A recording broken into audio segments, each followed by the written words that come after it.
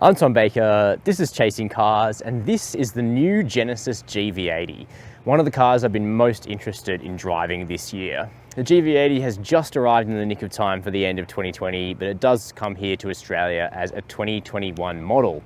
Now the GV80 is Genesis's first SUV, and that really means this is the first vehicle with which they'll have a real shot at carving out a slice of the luxury market here in Australia. But Australian premium car buyers are a pretty fickle bunch. It's taken Lexus 30 years to get to about 10,000 sales. Infiniti obviously failed. So there's a lot resting on the shoulders of Genesis, which is Hyundai's luxury mark, to do well here. That said, the brand are realistic, they know this sort of thing takes time, and they also know it's about good product. And the promise of the GV80 is that this all-new vehicle on an all-new platform with all-new engines can really take the fight to the BMW X5, Mercedes GLE, Audi Q7, Lexus RX, and Volkswagen Touareg. And we'll be finding out in today's video whether or not that's really the case. I'm also going to be living with a GV80 diesel long-termer, so we can really investigate how these things go over a longer period of time, and not just the launch drive, which has taken place here in Canberra in the Australian Capital Territory. So in today's video, we're going to be taking a close look at the new GV80. We'll start inside, check out how luxurious that cabin is, have a look at the back seat and the third row and the boot, and then we'll take this new large luxury SUV out onto the road to see how it drives.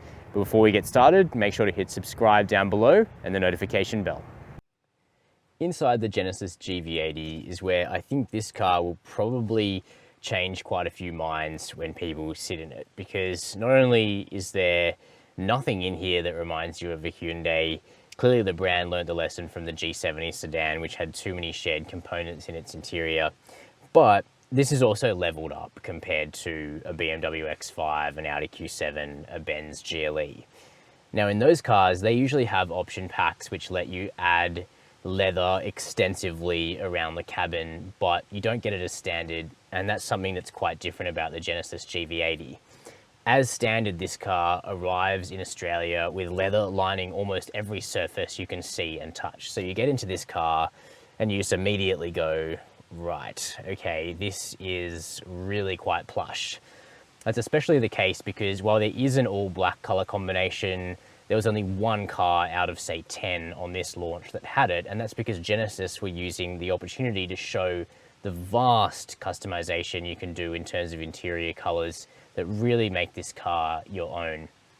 Now the combo I'm sitting in here is obviously for people that like a very light color outside and a light color inside. This is vanilla beige, like a porcelain white seat, obviously not hugely practical, but you don't have to do that. There is actually a slightly darker beige, there's also a tan, and perhaps most strikingly, there is a dark green leather interior package. And considering you can also get green in both metallic and matte outside, I think Genesis are kind of catering to this green over tan crowd quite strongly with the GV80. Point being, the interior is beautifully made, perceived quality is really high, the amount of leather used here is massive, and you can choose a really lush color combination. Plus the trim in every color combination inside is open pore wood. You can choose a variety of finishes. There's 4 wood finishes in the GV80. So this is a lush, almost old school interior in the choices that have been made color-wise and trim-wise, but the design is thoroughly modern. You'll either love it or you hate it, but for myself, after driving the car for a couple of days, it does make sense to me. Probably the most polarizing feature design-wise is this rugby ball steering wheel, very kind of Art Deco design, perhaps quite modernist, and once again, that is a style choice that you might like or you might not like. I did notice in the new GV70 SUV that was revealed last week, they actually have the choice of a 3-spoke steering wheel, but the GV80 is the luxury choice. You get this one, and yep, you know, I think it's pretty cool. It's certainly something that people will notice and talk about. In terms of technology, it's good. So this 14.5-inch widescreen is standard. It is a touchscreen, but as you can see, you know, it's quite a reach. So a rotary controller has been incorporated down here in the center console. It moves left and right, and you can also use it as a trackpad in the center or a D-pad. Still kind of getting used to how it works, but my initial impression is I'm glad it's there because it is hard to reach that touchscreen. Then in front of you, I have a 12.3-inch digital cluster here, actually with stereoscopic 3D, which is quite an interesting effect. It's subtle. The marketing makes it sound quite prominent. It is quite subtle. It just means that your trip computer functions and your safety functions appear a little closer to you than the rest of it. And it's actually driven off a camera which tracks your eyes, which is quite interesting. I should say though, this is an optional feature. And while the GV80 is nicely equipped inside as standard, you will want to spend another $10,000 on this car to get the luxury package. Now 10 grand is a big whack for an option pack, but it's 10 grand well spent. You get a lot of stuff. You get Napa leather. You just get standard leather on the base car, but you know, the Napa is another level entirely. You get suede headlining. You get the digital instrument cluster.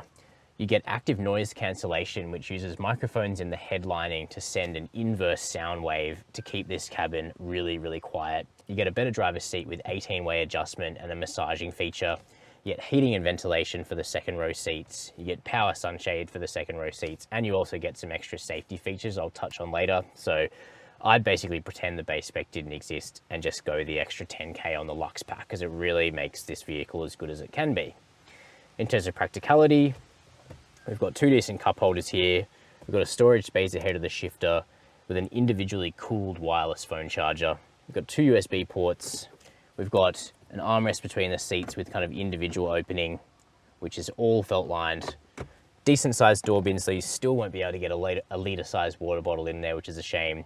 And that also reminds me while I'm down there of the punchy 21 speaker Lexicon by Harman stereo in this car that does sound pretty tremendous. So up front, very little to complain about and a lot to like. Let's check out that second row. Here in the back of the Genesis GV80, the room on offer is pretty good, and that's important because you only buy a large SUV if you're planning to use the second row with some regularity. I mean, this car would be good for towing with the diesel engine it's offered with, but I think most people will be using this space. So for myself at 6 foot, in its default setup, you can see I've got a decent amount of room. Headroom, I've got another inch or two underneath this suede headliner in the luxury package, and that's taking into account the fact that GV80 has a standard dual pane panoramic sunroof, which does eat into headroom a little bit, but you can't get this car without it in Australia. Now, legroom behind my own driving position is probably a little shallow compared to some rivals. I do have another inch or two, but it's certainly not palatial back here in the same way that the Genesis G80 sedan would be, but my tow room is okay. However, there are lots of special features back here that make this car luxurious. Some of them have to do with the luxury package that I recommended when I was sitting up front, including the fact that these seats are heated and ventilated if you go for that pack. And they also get quite a range of electric adjustment, including like a really serious recline feature, which would make this car quite comfortable on a road trip. And also the fact that the seat base is adjustable for thigh angle, which is a very rare thing to find in the back seat of any car, let alone one that costs $100,000 and not $300,000. Now, like some Hyundai SUVs, there are controls on the back of the passenger seat to kind of move that out of the way. Hire car drivers who pick up a GV80 might appreciate that. I think parents probably won't appreciate their kid doing this, so I'm not sure if there's a way to lock it out or not. There's also a range of climate adjustment here if you go for the luxury package. You get 3-zone climate. I've mentioned the heating and ventilation for the back seats. There's also another 2 USB 3 ports and a 12-volt socket here in the back. High pile carpets throughout the car are a nice touch as well. And there's a flip down armrest here, which incorporates cup holders, very, very nicely damped. There's no additional storage in the armrest though, but it's a good substantial piece.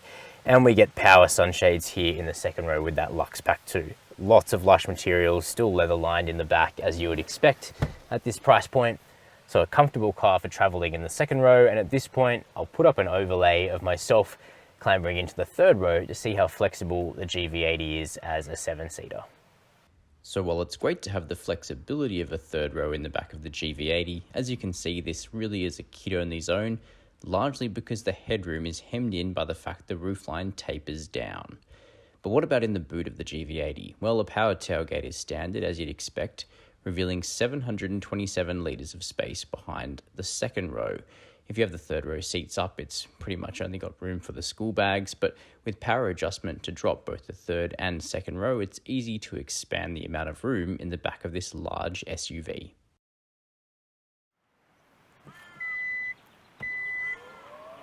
So that's a look at the interior and the practicality of the Genesis GV80. There's a big question about how this car drives though, so we're going to jump into the driver's seat and see how the GV80 performs on road. Now, I think the question on everybody's lips has been, what's the Genesis GV80 like to drive? Because it's obviously a pretty serious looking SUV. The interior really stands up, as we noted before, but when a vehicle comes out on a completely new platform, which is the case for the GV80, and also with completely new engines, we really don't kind of have any previous touch points to compare the driving experience to. You know, when something is as new as this, we really have to dive right in and kind of consider every aspect of the driving experience individually.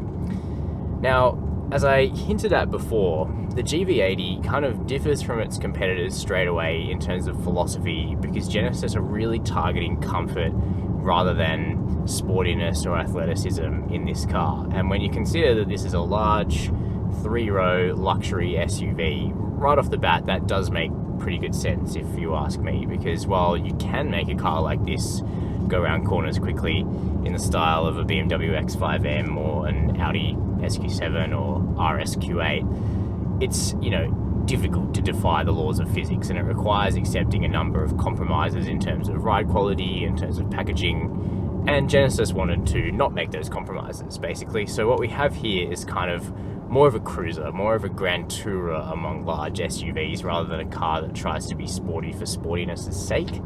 And that starts with the engines, two of which are laid back and comfortable, and one of which is also laid back, but a little bit more grunty and a little bit more kind of generous in terms of that athletic performance if you are looking for that. So the entry-level engine is Genesis's new 2.5-litre turbocharged 4-cylinder, and it's pretty powerful in terms of a petrol 4-cylinder, 224 kilowatts of power, 422 newton meters of torque. So, you know, that puts it at the high end of where German competitors place their usually 2-litre turbocharged 4-cylinders, so a little bit more displacement here, a bit more power. And in the GV80, you know, this is a pretty heavy bus, but the 4-cylinder petrol feels perfectly capable, not especially slow, but not especially fast. It doesn't have a bad sound to it. At times it can actually sound a little raspy and kind of cool, but when you wind it right out to the top of the rev range, which you will be doing if you're overtaking on a country road, orally it's not the most pleasant of the engines. From there, it's a step to what I'm driving now, and that is a brand new 3-litre inline 6-cylinder diesel. And this engine hasn't gone into anything in the Hyundai family of cars. The 2.5-litre 4-cylinder will be doing so. This diesel, at the moment at least, is exclusively a Genesis product, and it's a very, very impressive engine. 204 kilowatts of power is the power output, so not huge in terms of power, but certainly sufficient. But torque is the standout, 588 newton meters, the torquiest car of the range, and that's really the overwhelming factor behind the wheel. Even though all of the engines are rated at 2.7 tons of brake towing capacity, this is the one that feels by far the most effortless. And, you know, if it wasn't being rated conservatively, you would predict that it would have been rated higher than that, because there's plenty of torque here. It just surges really linearly. And because it's a straight 6, we have an inherent smoothness here. It's quite a bit smoother than Volkswagen's V6 diesel, for example, which is already pretty good. And it's just a real joy to drive, and it returns the best economy of the bunch. We saw about 10 litres per 100 kilometres in fast country touring, compared to about 12.5 litres for the 4-cylinder, and then about 13.5 litres for the next engine I'll talk about, which is the flagship, the 3.5 litre twin-turbo petrol V6. And this is what you'll choose if you're really committed to the idea of a big displacement petrol in a car like this, which is fine. It produces 279 kilowatts of power, and it really does love going hunting for that top of the rev range. So while it is twin turbo, there's heaps of low down torque. It is the punchiest of the engines, has a really good sound to it, that classic petrol V6 sound, but nice and smooth. And, you know, it's not my favorite of the engines. I think the diesel is the real standout, but you really do have kind of the power of choice in the GV80 lineup, and I think a lot of people will appreciate that. Now, the transmission is common among all three, an 8-speed torque converter auto, and it's just really slick and seamless. Honestly, it just stays out of your way. You know, over a couple of days of driving this car, I don't think I really noticed the transmission, and that's what you want. You don't want to be slushing around, you don't want slow gear shifts, you don't want hesitation at low speed, and the GV80 doesn't give you any of that. It gives you nice, buttery, reasonably quick shifts, and that's good. The all-wheel drive system is heavily rear biased, particularly if you select the sport mode from the adjustable drive mode settings. In comfort, it tries to send drive to the front wheels a little bit sooner, so that you never really have that sensation of being driven from either end. But in sport, it's pleasantly rear biased, and you can actually get a pure rear-wheel drive version of the base 4-cylinder if you want, but most of the sales for the GV80 are going to be all-wheel drive, and most of them will be for the diesel, just over half. That's what the brand is predicting. Now, in terms of ride and handling, this is a comfortable car, even on these big 22-inch wheels. And in fact, the ride on the 22s in some ways is better than the 20s because the suspension package is quite different.